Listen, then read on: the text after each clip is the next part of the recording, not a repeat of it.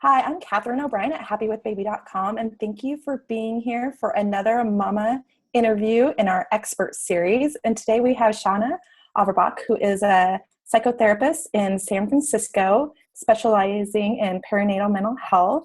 So I'm so excited to have you here with us today. I'm excited to be here too. Thank you. Cool. So the first question in our series of questions is, so tell us a little bit about your family dynamics. What makes up your family? My family, yeah. So my little nuclear family is myself, my husband, and my 2.5-year-old son. Yeah. And then I'm also living in the city where I grew up. So my parents are here as well. Cool. So that's more my extended, and everyone else is further away. But yeah. So they live close to you then? They live close by. Yeah, actually, cool. my son is with them right now as we speak. Yeah. That's always nice. Yeah. Cool. Yeah. All right. So the first question is, how do you balance the mom, work, and relationship roles? Yeah. Yeah. Such a tricky question. It's such a tricky question. Well, it's just such a tricky task. I feel like I can, I think my most honest answer is I don't totally know. I can usually do 2 out of 3. Yeah. So like everything else, I just try to manage my expectations and notice when something's out of balance. So, we as a family have been really thoughtful with how we coordinate our work weeks with 2 working parents, and having good quality time with our son. And on a good day when everything's going well, also implementing date nights twice a month. We actually have them calendared twice a month. Good. We kind of stumbled our way to that through time, especially with, in terms of relationship piece, feeling pretty disconnected. I mean, just simply not having quality time together, while focusing on how to figure out the work, parenting constellation and learning how to be parents at all. Yeah. So now we have, we're pretty deliberate with that, which is great, except when things go wrong. So we haven't had the last 2, because my parents were out of town for one, and they watch our son for one. And then I had taken my son out of town for a special Momma Son weekend, things like that. Yeah. Somebody's sick, one of us is sick, like I am right now, or one of the caretakers, one of my parents is, whatever. So, it's a fragile system. And again, we can usually get 2 out of 3 at best, kind of right, but sometimes the stars align. And I kind of think sometimes that is the balance, right? Like, right. It's like, and what needs it more, right now kind of thing. Yeah. Totally. Yeah. Yeah. And at least at very minimum paying attention, I definitely notice my husband and I argue more when we haven't had quality time, when it's like, oh, okay. That's like our only connecting time, like red flag, noticing and even naming to each other, which we've learned to do over time too. Like, I think we just haven't had time. Like, let's figure something out. Yeah. No, I think that's the key. Like, the same thing happens with us, where I joke, because this doesn't happen very often, but I'll be like, when I get annoyed by you leaving water on the sink after shaving, then I know, I know we need to spend more time together. Totally. Like, that annoys me, because normally I don't even notice, Totally. Absolutely. Yeah. So we've actually found a creative system very recently where we'll just light a candle and sit down, like if maybe it's after bedtime and we're so pooped, we'll light a single candle and maybe eat a little ice cream, or maybe have dinner if we haven't already had our 5:30 early bird special dinner. The early bird special. And even 10 minutes, I don't know. I have, in the past, I worked with teenagers and families, and I don't do it anymore, but I remember talking to parents about that, learning about 10 minutes eye to eye, can go really, really far. So that's something that we've, when we can't do the other stuff, at least trying to do that. Yeah, no, that's so powerful. Yeah. So most moms I speak to say there are moments when they're ready to throw in the towel. Can you describe a time when you felt this way and what got you through it? Yeah. It's so funny. Again, when I was planning on doing this interview, I was in this like one of those really brief, like graceful periods where things were feeling really smooth. It was probably like 2 days. And I was like, I'm going to have to really think, I'm like, sleep. My first thought is sleep when, more so in the infant phase, which was the hardest phase for me. I'm only in the toddler phase. And just feeling like I was never going to sleep again and that I was going to frankly lose my mind. And I don't know what throw in the towel means, but just,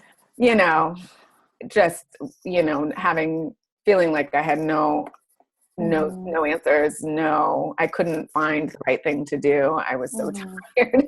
My son was very active, like from jump. So like sleep was hard. So definitely that was wanting to throw in the towel. And that in that iteration, in the infancy one, what I ended up doing was moving towards education and figuring out more about sleep and whatever. I kind of geeked out. I went to my nerdy parts because I just didn't know what else to do. I love that, my nerdy part. Yeah. It worked out really nicely. I feel like an informal sleep consultant now. I'm like, I like really went in there. It was probably a little obsessive, to be honest. But now I've like been able to help, a lot of friends and stuff. And sometimes, talk to clients, not professionally about, but, just mention stuff or books or resources. So that was one way I got through that. And I moved towards education as a way to sort of like just learning more. But also I think even today was a day I kind of wanted to throw in the towel. So the grace left and, right now, I'm not feeling well. And things have been really busy. And my son is in a very, very mama phase right now. I think moves in and out of, as he has his whole life, as they do. But I'm talking like hanging on to my leg, not wanting me to leave, even with people who he knows and loves, and just feeling really, really pinned down by that and really kind of overwhelmed and heartbroken. And just today I was just like, what? Definitely throw in the towels. Like, I don't know what that would look like, leaving. What, but, I know enough now to know just, to remind myself the transient nature of all these things. That's really what I moved towards, for most things, just the impermanence, this too shall pass type of message that I need to get to myself in this moment. I can tell I'm just like, this is my life now. I will never leave a room without a child attached to it. Like, no, like this is like, he's going through something. It just so happens that a lot of things are happening at the same time right now that make things feel a little more difficult. And like, this is just how it feels right now. That's how it feels right now. It's just how it is right now. Your mantra. It's just how it feels right now. It's not forever. Yeah. Totally it's so true. Yeah. So what do you do when you feel overwhelmed, overstretched, or less than? Now again, I had to kind of crawl to this. Like I had to get there. I reach out now. I reach out to my Momma tribe. And, and those exist on a few different planes at this point. I have my real life, I call them my friends I've had for a while who are parents now. But also like, these cyber communities, like these really kind of neat Facebook groups and whatnot where I trust and I name what's happening. And I won't even say I'm just in one of these moments. I'm having this moment, and I don't even really have to say can anyone relate, because the people zoom in with the Me Too's and send me love and just naming it. And that's been the single most useful, especially for the not enough. I mean, that's just even I just have to touch my heart center even saying that, because it's such a pain point for myself and for so many people. Of just and just that instant knowing I'm not alone with that. It melts it away, and it just doesn't. It takes away its power. And I'm thankful that I'm at a place in my life where I can get to that very deliberately now through practice. And through having the felt experience of the what it's like to be vulnerable like that. because I think at first, again, like I'm very aware that the infant stage of motherhood was so much harder for me. Right. I didn't know enough to know about the, just basic learning curve. I didn't know what I didn't know. And so I just assumed any feelings of inadequacy or overwhelm were my problem. Right. Everybody does, right? Right. But I was just like, I just can't. Like, I just don't know how to do this. Yeah. All that noise, all those stories, which are just where I go when I'm feeling overwhelmed in any domain. It just happened to be the most high stakes one. Yeah. And the most sort of crushing to move to that place, during what, is, turns out not to be that fantasy, like everything's just blissful and wonderful and all that. Yeah. Yeah. Yeah. Right. What, so I've had parents tell me that one of the hardest things about being a parent is the comparisons or judgments from other parents. Yeah. Have you experienced that? And if so, like, how do you cope with that? Yeah.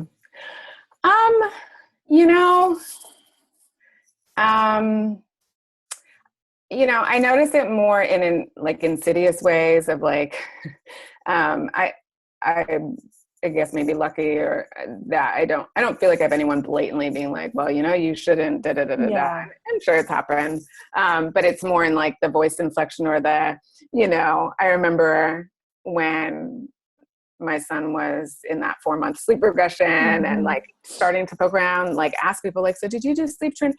And like getting not just like, I would never do that, but more things like, well, I couldn't, but yeah, like, and the, in the parentheses, I could just see like, I would never do that to my little young tender person, but if you want to learn more about this, maybe go here and stuff like that.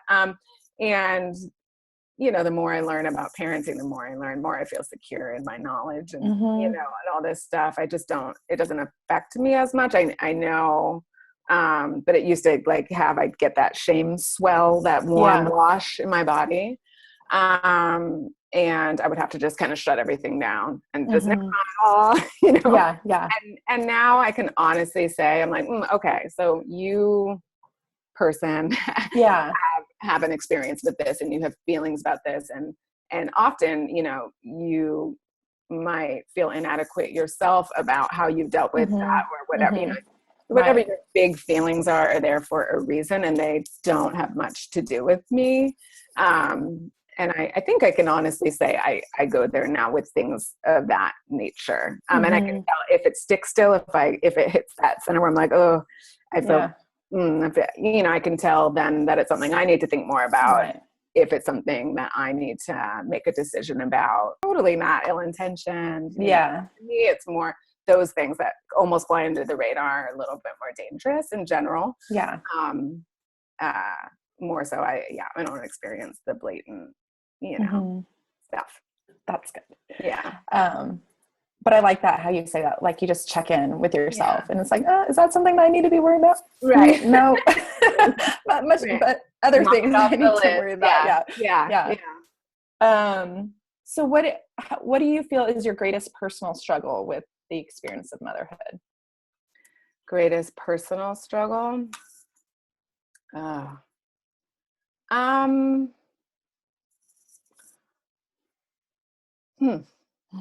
That's a hard one. I feel like it probably goes back to the balance piece, because like then not just relationship, professional life, parenting, it's friendships, it's creativity, it's like all the things that are really important to me. My biggest challenge is really feeling like no matter what, I really do need to compromise something. I'm okay compromising, but sometimes it's just, they feel like big compromises. Right. Like getting ample rest or having quality time with a friend who you really love and can't connect with, like they're all big things and they can't all fit. And of course we can't expect them all to, but that I think, or even the fragileness again of all those, when one thing goes sideways, you can have the plan where your week feels balanced and you're going to see your people and you're going to have your date and you're going to see X amount of clients and you're going to read, you know, one chapter of your book, whatever. Yeah. And then somebody gets sick or, you know, one, you know, a caretaking situation falls through, or, you know, your husband gets caught on the other side of the Bay Bridge, like, you know, whatever, like, it's just like one thing can sort of throw everything. And that to me has been the hardest part. And not having me, you know, I'm fairly introverted, and not having a lot of me time is difficult. And that just fits with that mix too, of the balance. Yeah, I feel lucky that I really, really enjoy my kid. I just think he's a funny dude. I really like him. We spend a lot of time together. And you know, I wish my 2.5-year-old was more understanding that mommy needs some personal time too. Okay, like, so we had a great time together. Why don't you go over here, do your thing? My mom does her thing. Yeah. They don't get that. They don't get really that. Don't. They really don't. Sometimes there's lots of little moments of, you know, independent play and all that. Which is cool, but they're not very long. No. And it's usually once you're finally doing something for yourself is when they're like, oh wait, I'm done. I'm ready for you again. Totally. Exactly. Yeah. Yeah. So so you kind of were saying something about this, but what's something that has surprised you about being a mom? Maybe something you didn't realize you'd enjoy so much, or that something you didn't know that babies or kids did, or something you didn't know could bring you so much joy? Yeah. I think it's really this, getting to know someone from day one. I mean, it's insane to me. And really, really noticing that people come into this world with their spirits. And again, I just happen to love my kid's spirit. But just really, really seeing that uniqueness, and just like every day I'm like, oh, so this is how you are. Like, this is another piece of you. And just, and watching just all the layers of life develop, and the interpersonal stuff, and the personality traits, and the relationship, and the attachments, and the conversations. Like my guy's pretty talkative. We just have some funny conversations. It just blows my mind. And I didn't have an image of that. I mean, I had no set. I wasn't one of these people who was like, had a very clear image of, you know, whether I even wanted to have kids, and, you know, and when, and all that, and what that would look like. So I didn't have, I didn't have an idea to sort of compare to what is happening. I just really appreciate what's happening, despite feeling kind of tired and down. It's insane, and just how much you can love a person. And watching, you know, my husband fall in love, and have these same feelings and observations, in addition to the overwhelm for him too. It's just, it's magical. I mean, it's the whole package. It's like, wow, this life that has been here, you know, with us. Can't imagine how things were different before. It's just, you weren't here. It's insane. Yeah, it really is. Yeah. So how has your relationship with your husband changed, and or how has it stayed the same? I feel like we've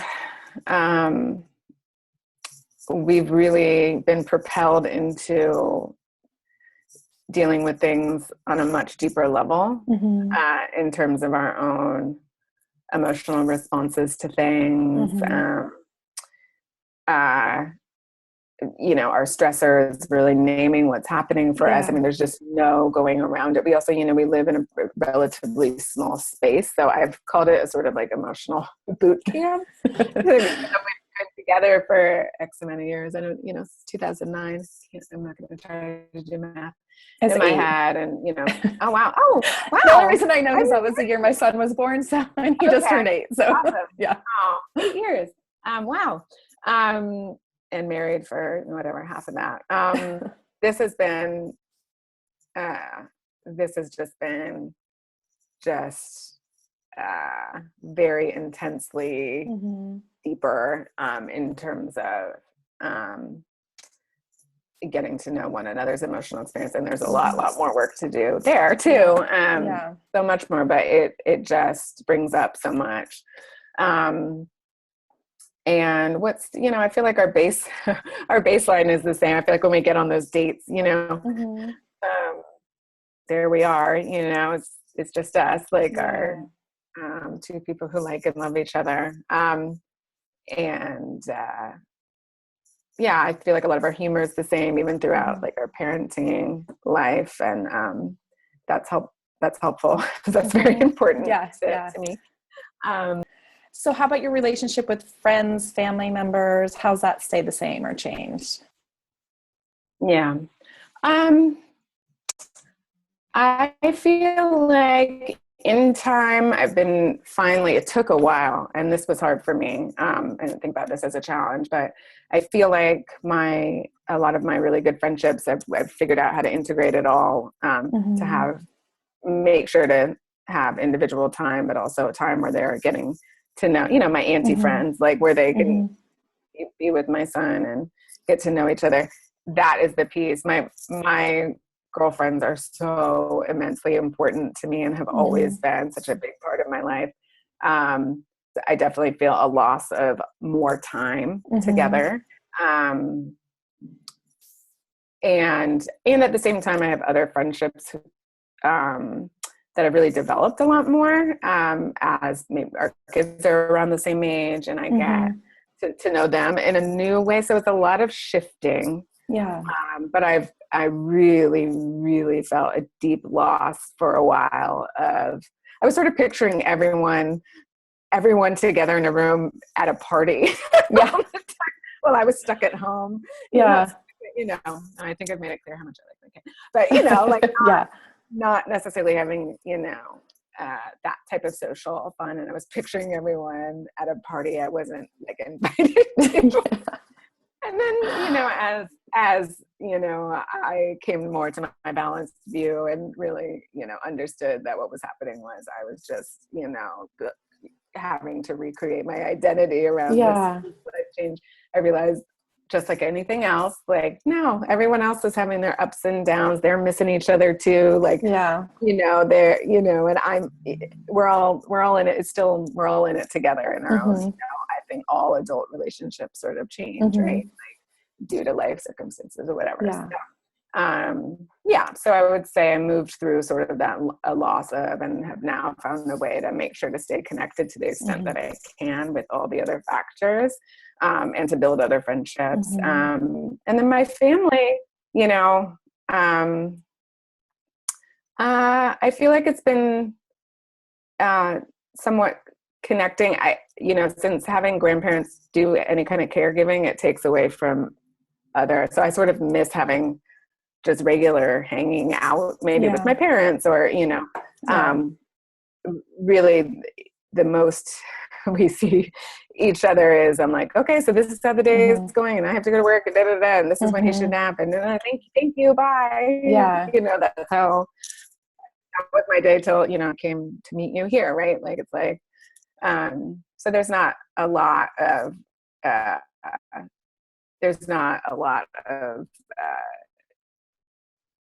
kind of the regular, mundane. And sometimes we get there. Sometimes I'll just, we can all just hang out maybe over extended time where they're not babysitting. We're just hanging out, and that's really lovely. I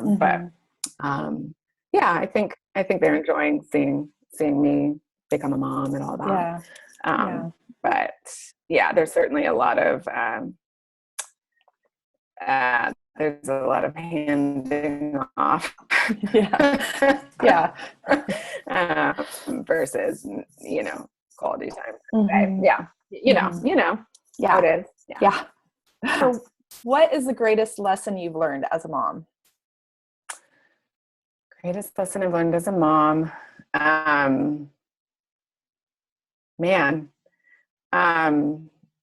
It's something like expect the unexpected. That things change, it's back to that message around the transient nature of things, that it's just, an insanely wonderful experience that cracks your heart wide open and requires you to be extraordinarily flexible.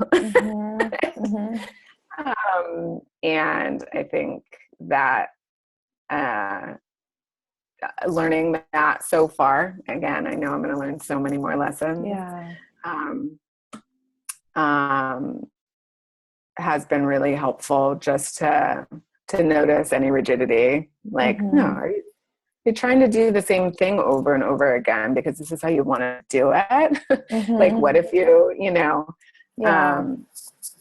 and really I learn little micro lessons all the time just from the interaction with my kid, and like, and want to apply them to myself, and even things. And I love this when I have moms in my office, in my practice, I love watching them, baby will start to fuss, and I love watching mom like try to hand the baby the toy, maybe switch baby's position, maybe give the baby a bottle, maybe put them, face them another way. And they just try and they move through it so seamlessly. Maybe they don't feel like it's seamless. It looks like that to me. They're just trying. And that to me is like the message. I love using that as a metaphor in session of like, okay, like, so you can do this with yourself too, right? Like if something's not working for you, because I think we get so set in our ways, we're just like, I'm going to try to sleep at this time. I'm going to try. I only want the baby to sleep here. I only want to exercise the way I used to. I only want to, and to kind of, I like to convey to them, and I like to convey to myself, okay, like try a different version of this. And really, like, you just can't settle into life in the same way. I mean, I would argue we all need to be flexible no matter whether we're parents or not. We need to learn that about ourselves throughout life. But, again, there's that real boot camp feeling to learning that with a child. And so, like noticing when you need to try something different with yourself, for yourself, the same way you do with the little one has been a huge lesson and really helpful. Cool. So do you have a favorite quote that inspires you as a mom? I don't. I was trying to think about that before we talk. I don't have a favorite quote. I have I have all of Brene Brown's TED Talks, all wrapped up in, all wrapped up in an essence that I like to, have as an aura of me. Which is all about, staying in your vulnerability and doing the best you can do, checking your perfectionism at the door, knowing that that's a way of just trying to kind of control things and not feel vulnerable, and just knowing, you are enough is a quote that I love. You are enough. I just don't know who to attribute it to, but the thought comes up for myself and others all the time. Right. Like I want us all to have it on a Post-it on our mirrors. So I don't know if that's just a thing people say, if someone, has their, Pinterest mark on that, but you are enough is certainly something that resonates. Always. No, that's perfect. Yeah, definitely perfect. How about a favorite song that inspires you as a mom? NPR. It's not a song. I know. NPR, or as my son calls it, talking. I want to hear talking. I love it. I really don't, because my pause is coming from thinking about, actually, I was doing a continuing ad for my CEUs with Brene Brown and her course, and they talk about having sort of theme songs, but it's more around, it's not about parenthood, it's more about like what you'd want playing when you're walking into the arena to be brave. And so, and the song is This Is My Fight Song. I don't even know who sang that. I love it. But that, I don't know how that fits with mamahood. But it makes me feel like, I can do anything. True though. But I don't want it to feel like a fight per se. And it doesn't, although days like today, it sort of does. But I do like the song Shake It Off in all its iterations. Too. Yeah. How about a can't live without it gadget or a product or something that has made mom life easier or better for you? Yeah. Again, I'm going to my nerd parts. It's a book, and the book is called The Happy Sleeper, and I recommend it to all my friends and all my really? I was trying to think of gadget. I don't have those type of things that I'm terribly in love with, but that book is something that really taught me a lot of the things that I absolutely just didn't know. About the natural rhythms of baby sleep, and it was a real game changer for me. And I still get texts from my friends who I recommended it to. I get texts like in the middle of the night, like, "Thank you, Jesus." Wow, that's good. Yeah. I think it resonates with me. But that's been my most prized object related to. No, that's good. No, I like that. Yeah. All right. So last question. What is one piece of advice you'd like to give other moms? One piece of advice to give to other moms would be to try to soothe yourself before doing anything else. And so you can access your inner wisdom and find your right answers, or soothe yourself, read the variety of things you want to read about whatever, and listen to the opinions of whoever you trust, and then divide it by 4, whatever, and always have your wisdom and what you sense that I won't say what you know, because we don't always. Again, so much of this is about learning new skills. One thing I loved, you did the PSI training, and I don't remember which presenter said it. It might have been Bertie Myers said, and it just shot through me. She said, maternal instinct is a myth. And I was like, like protective instinct. Oh yeah. Is there that real animal? Like, I will, do anything for you. But, I think a lot of what we think of as maternal instinct, it can be very, very alienating to a mom who's like not quite getting it, because she doesn't get it yet. And she's assuming she doesn't have some sort of instinct that might not actually exist at all. Maybe some people have observed others, mothering more, or have siblings, or maybe they have some other natural propensity towards due to just their natural traits, or maybe they happen to not be in their fear in the moment, so they can move toward. But so whether that exists or not, I don't know. But I 100% believe that we all have inner wisdom that we can access, and we absolutely need to calm our nerves before getting there. So whatever that means, and I don't know that all of us know how to do that. I know I certainly wouldn't if it wasn't for all these years of education, therapy, like, would anyone become a parent without being a therapist? It's like, I know I couldn't have done it. I know it would have been a very different picture for me. Just with my own context and, history. So finding ways to soothe yourself, be compassionate with yourself, and find your inner wisdom as you're navigating, and just knowing like there's no capital R right answer, just right for you.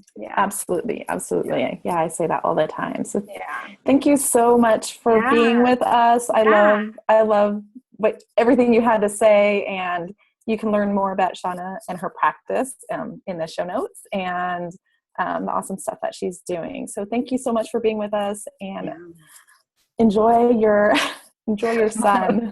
It is such fun ages. Like, I'm like, I love that. The 3, 4, I mean, not that it doesn't have challenges, but I feel like it's so fun. And just as they start talking about how they experience the world, it just makes it so much more fun. I mean, it's fun, but totally. It's work, but totally. The verbal world, it's our world, right? It's like, let's talk about that. So, cool. Well, thank you for having me. All right. Thanks.